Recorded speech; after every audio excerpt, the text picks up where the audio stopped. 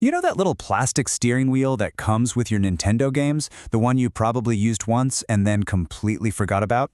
Well, believe it or not, it has a secret story, and it's way more interesting than you think. So let's get right into it. Every time you open a game, you get that little folded up piece of paper, right? The health and safety manual. And what do we all do? We toss it. But what if I told you we're throwing away the most fascinating part of the whole package? The hero of our story today is this, the Joy-Con Wheel Safety Manual. It's a document that is literally designed to be ignored. I mean, it's the real-world version of scrolling to the bottom and clicking, I have read and agreed to the terms and conditions. But not today. Today, we're actually going to read it. Right off the bat, it hits you with this super serious, almost ominous warning. It's so formal, so legalistic, which feels totally out of place when you're about to race around as Mario. And that clash right there, that's where our story really kicks off. I want you to think about this differently. Imagine that every warning in this manual isn't just some boring instruction. What if each one is actually the last sentence of a wild, untold story? The ending of a very specific and probably very weird cautionary tale.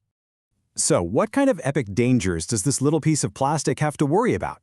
Well, the manual lays out a surprisingly dramatic list of its mortal enemies, things you should absolutely never ever do to your Joy-Con wheel. Okay, so it warns us against excessive force. Yeah, that makes sense. It cautions against fire, high temperatures, direct sunlight, all pretty reasonable, right?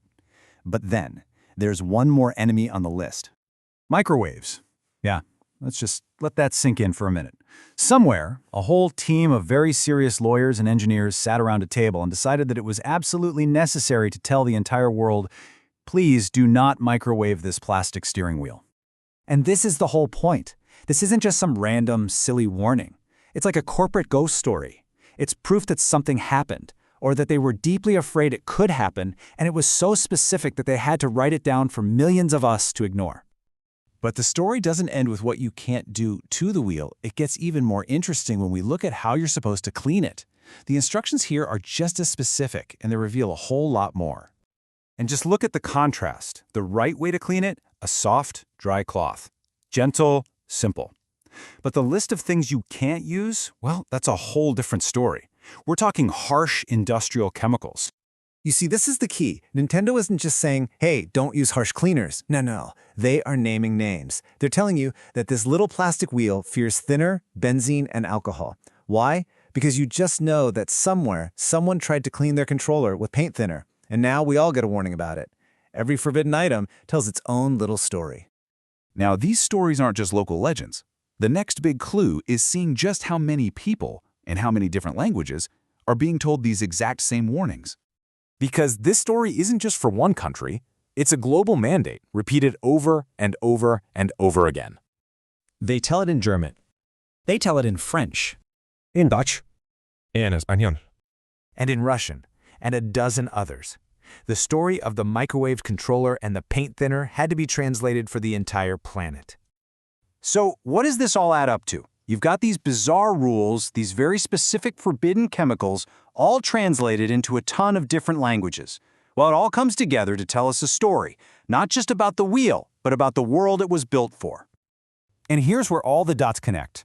This thing is designed by a Japanese company, it's manufactured in China, and it's imported by a German subsidiary to be sold all across the globe. It is a truly international product. And that, right there, is the real story. This manual is a map of that global journey. Every weird warning about microwaves or benzene is a little defense built to protect against the endless, unpredictable, and sometimes lawsuit-happy things that can happen when you sell one product to millions of people in dozens of different countries.